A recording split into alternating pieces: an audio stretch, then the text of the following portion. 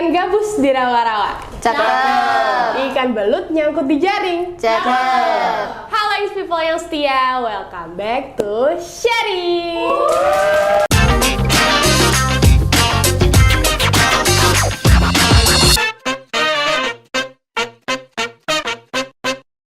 Halo Ings People, gimana nih kabarnya? Di episode kali ini kita kedatangan tamu, yaitu seorang programmer. Langsung aja kita sapa. Halo Mbak Ivi. Halo. Kita Hai panggil- Yomi. Halo Ings People. Halo. Kita panggilnya Kak Fauzifi, Kak Igis, atau Mbak Igis aja? Nanti sesuka kamu aja deh, nggak apa-apa. Jadi teman-teman bisa panggil saya Igis, bisa panggil saya Ivi, bisa panggil saya Fauzifi, terserah. Yang penting nama saya. Oke, biar lebih kenal gitu, aku panggilnya Mbak Igis aja kali ya. Boleh banget. Seperti biasa sebutan aku gitu ya, Mbak Igis. Oke. Oke. Mbak Igis ini seorang programmer ya, Mbak? Seorang programmer kan? Bahasa apa sih yang digunakan? Bahasa pemrograman apa yang digunakan saat ini? Oke, mungkin aku akan coba untuk koreksi sedikit. Sebenarnya saya bukan programmer beneran, programmer, tapi belajar bahasa pemrograman juga, mengetahui bagaimana implementasi bahasa pemrograman. Kebetulan sekarang itu saya sedang berada di posisi data scientist. Nah, data scientist itu belajar tentang bagaimana menganalisa data dan lain-lainnya. Karena tentang data science tersebut, saya belajarnya menggunakan bahasa pemrograman Python gitu. Jadi yang saya pelajari sekarang atau yang saya gunakan di keseharian adalah bahasa pemrograman Python. Jadi gunainnya sekarang saat ini itu bahasa pemrograman Python. Betul. Nah, sesulit apa sih Mbak belajar Python tuh? Sebenarnya kalau kesulitannya sih untuk orang-orang yang sebelumnya udah pernah belajar coding atau belajar pemrograman itu nggak susah. Karena apa? Karena belajar pemrograman itu sebenarnya semua bahasa pemrograman sama. Jadi saat belajar yang dilakukan itu sama aja semuanya. Yang membedakan hanya sinteksnya saja. Dan kebetulan sinteks dari bahasa pemrograman Python itu dekat dengan bahasa manusia. Jadi teman-teman saat belajar bahasa pemrograman Python itu akan jauh lebih mudah daripada bahasa pemrograman yang lain karena bahasanya dekat dengan bahasa manusia. Menarik juga ya. Kalau Iya, betul. kalau lebih dekat dengan bahasa manusia berarti kita lebih familiar gitu ya. Nah, itu dia, betul sekali. Jadi lebih mudah ya. Nah, kalau langkah awal gitu untuk belajar Python nih, kalau Ings People ada yang mau belajar, gimana sih Mbak? Langkah awalnya sama seperti bahasa pemrograman lain. Jadi kita harus belajar dulu tentang kepentingan bahasa pemrograman tersebut digunakan untuk apa. Target kita belajar bahasa pemrograman untuk apa. Kemudian bagian-bagian apa saja yang perlu kita gunakan selama proses penggunaan bahasa pemrograman tersebut. Jadi kan bahasa pemrograman sangat luas. Nah, saat kita mau belajar bahasa pemrograman tersebut, kita bisa mulai dari ngambil targetnya dulu, mau pakai bahasa pemrogramannya untuk apa. Terus kalau udah, baru kita lanjutkan ke tahapan yang selanjutnya, yaitu menggunakan bahasa pemrogramannya untuk langkah-langkah yang mendukung pekerjaan kita atau tugas yang kita punya tadi. Mulai dari librariesnya, mulai dari implementationnya, dan extensions dan lain-lainnya. Semuanya harus kita pertimbangkan saat proses belajar Python-nya. Menarik banget ya, jadi disesuaikan sama kebutuhan kita masing-masing. Betul sekali. Oke.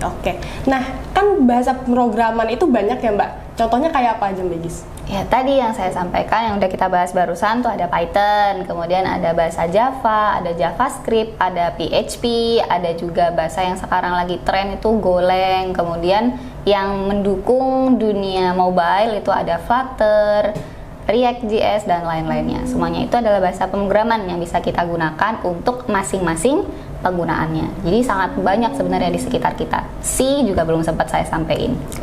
Nah, dari banyaknya bahasa pemrograman itu, kenapa Mbak Igis memilih untuk menggunakan Python sendiri?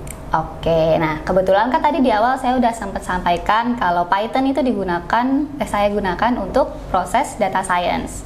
Jadi di sekitar kita sekarang majority dari orang-orang yang menggunakan Python untuk data science itu adalah data scientist. Jadi data scientist sekarang itu banyak yang memanfaatkan Python untuk belajar data science atau mengimplementasikan data science di dalamnya. si Python itu menyediakan berbagai macam hal, mulai dari libraries, community, dan lain-lainnya. Jadi saya gunakan Python karena didukung dengan fiturnya, didukung dengan komunitasnya juga.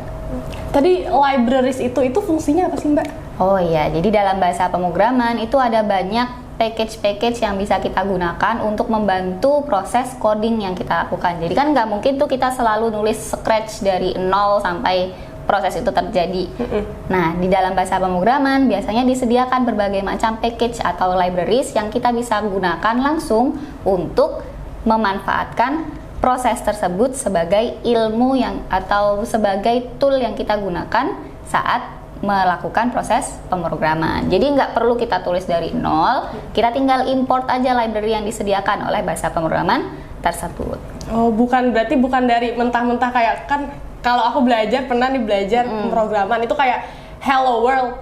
Nah, itu kan ada kayak tanda kurungnya gitu-gitu. Berarti kalau udah pakai libraries nggak usah dari awal seperti itu. Atau gimana? Kalau yang hello world itu kan print. Proses print itu pasti akan kita panggil di sewaktu-waktu karena dia adalah sebuah function. Nah, function print itu adalah library yang dimiliki oleh si Python-nya langsung. Library tadi itu adalah kumpulan dari function-function lain yang disediakan sesuai dengan kebutuhannya. Misalnya kalau di dalam dunia data science nih ada library Pandas. Library Pandas bisa digunakan untuk proses penganalisan data dengan melihat tabelnya dalam bentuk data frame. Ada berbagai macam cara. Nah, cara-caranya tadi disebut dengan method. Si method itu adalah function yang barusan kita pelajari, yaitu si print tadi yang kamu bilang. Menarik juga ya. Berarti libraries itu sangat-sangat memudahkan seorang data scientist. Iya, betul sekali. Jadi nggak cuman data scientist aja, programmers di luar sana itu juga menggunakan library untuk menyokong proses pembuatan kode program mereka. Nggak semua orang itu bikin kodenya scratch guys. Jadi hampir mungkin 80% dari orang yang di luar sana itu menggunakan library untuk membantu proses coding mereka. Menarik juga ya English People. Nah, kalau waktunya nih Mbak, kapan sih waktu yang tepat untuk belajar bahasa pemrograman Python ini? Kali aja kan English People ada yang mau mulai belajar Python gitu. Kapan sih Mbak? Untuk waktunya sendiri nih, kita harus tahu dulu targetnya. Kan tadi sempat saya sampaikan kalau kita itu harus tahu dulu targetnya seperti apa. Kalau misalkan teman-teman atau English People itu sudah berminat untuk menjadi data scientist atau data analis, teman-teman harus pahami terlebih dahulu basicnya, yaitu memahami representasi data atau presentasi data. Biasanya teman-teman harus bisa membaca grafik ini tuh sebenarnya isinya apa aja, ngomong apa sih si grafiknya, dan lain-lainnya.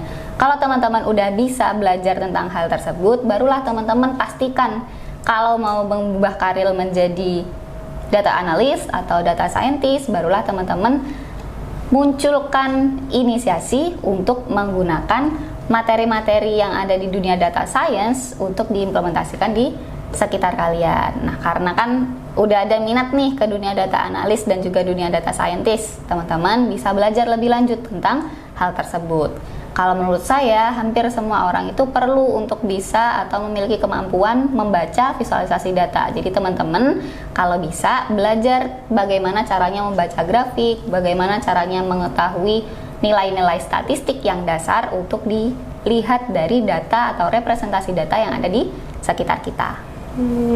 Tuh guys, jadi kalau memang mau belajar Python bisa secepatnya ya Mbak Igis? Betul. Kalau bentar deh. Kalau Python berarti tambahannya aja. Oh, Python tambahannya. Utamanya apa Mbak? Utamanya belajar statistiknya tadi, ya mau belajar bagaimana cara membaca representasi data. Karena tadi yang kamu tanyain Python berarti saat teman-teman sudah yakin untuk menjadi data scientist atau data analis.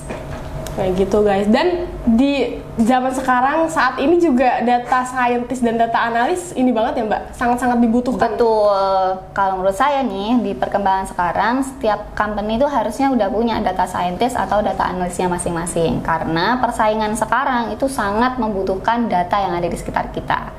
Kalau company lain pakai data dan memiliki data scientist untuk mengolah data tersebut dan company kita tidak punya, maka akan terjadi kesenjangan sehingga mungkin aja kita kalah dalam bersaing, mungkin aja kita akan terjadi di posisi ketinggalan pasar dan lain-lainnya. Jadi English People harus pastikan terlebih dahulu dari kemampuan data analis atau kemampuan data scientist tadi sesuai atau tidak dengan company yang teman-teman punya. Menarik ya, menarik banget nih. Kalau mau belajar Python, kira-kira bisa di mana ya Mbak? Kalau Ings People nih udah tertarik, udah punya basic statistik, terus mau mulai belajar Python-nya, kira-kira bisa di mana ya Mbak belajar nih? Tentu saja di Inixindo. Jadi Inixindo sudah menyediakan berbagai macam pelatihan khusus untuk data science, mulai dari yang paling awal tuh Introduction to Python for Data Science, kemudian untuk analisis data yang sederhana dan lain-lainnya. Selanjutnya nanti kalau misalkan teman-teman ingin belajar yang lebih advance, teman-teman bisa belajar data wrangling, data visualization menggunakan Python, big data analysis, dan selanjutnya yang mana pelatihan-pelatihan tersebut sudah disediakan di Inixindo. Wih, bagus banget tuh guys. Jadi di Inixindo pun ada tingkat-tingkatannya juga ya Mbak Igis? Betul sekali. Ada basicnya, fundamental, ada intermediate, dan juga ada untuk advance-nya. Betul. Gitu ya Mbak, untuk mempelajari Python. Jadi untuk Ings People yang udah mulai ada ketertarikan nih di dunia Python untuk mempelajari bahasa pemrograman Python, bisa langsung aja ikut pelatihan di Inixindo gitu. Jadi Mbak Igis selanjutnya ada segmen tanya aku jawab. Gitu. Jadi tanya aku jawab ini kita ngambil pertanyaan-pertanyaan dari orang-orang di luar sana, Ings People. Jadi semacam FAQ lah. Oke. Gitu, frequent asked question. Jadi Ings People tuh kebanyakan nanya-nanya apa sih terkait data science atau Python ini gitu. Langsung aja kali ya Mbak. Boleh. Pertanyaan pertama, ada requirement-nya nggak sih jadi data scientist? Mungkin selaras dengan yang saya jelaskan tadi. Jadi awalnya teman-teman itu harus paham tentang matematik dan statistik. Jadi teman-teman harus paham dulu gimana caranya untuk melihat data itu seperti apa dengan kacamata statistik. Karena untuk jadi data science itu harus paham gimana data ini dibaca, gimana menganalisis datanya, terus bagaimana melihat representasi data dan lain-lainnya. Selanjutnya teman-teman kalau bisa juga harus bisa ngoding kalau misalkan mau mengimplementasikan data scientist atau data science di dunia bahasa pemrograman Python. Jadi teman-teman harus bisa yang pertama itu matematikanya, statistikanya, lalu programmingnya juga ditingkatkan agar lebih mudah saat memanfaatkan ilmu atau teknologi bahasa pemrograman Python untuk proses data science tersebut. Kayak gitu. Berarti yang utama itu matematika, statistika, dan programmingnya ya Mbak? Iya, tapi yang lebih utama lagi mungkin tadi sebelum sempat saya sampaikan yaitu proses analisisnya. Jadi teman-teman harus punya kemampuan analitik yang lebih untuk menjadi data scientist dan data analis. Karena itu sebenarnya kuncinya. Meskipun kita udah tahu matematikanya kayak gini nih, statistika kayak gini nih, tapi kalau kita nggak tahu caranya untuk menganalisis data atau logika untuk proses analitik, maka kita juga kurang bisa untuk jadi data scientist atau data analis. Itu juga menjadi poin penting ya Mbak Igis untuk mengetahui, untuk menguasai gimana caranya menganalisis data. Betul sekali. Nah, pertanyaan selanjutnya, kayaknya ini juga banyak dipertanyakan sama Ings People, kalau nggak ada basic IT. Nah, kira-kira berpeluang nggak sih jadi data scientist Mbak?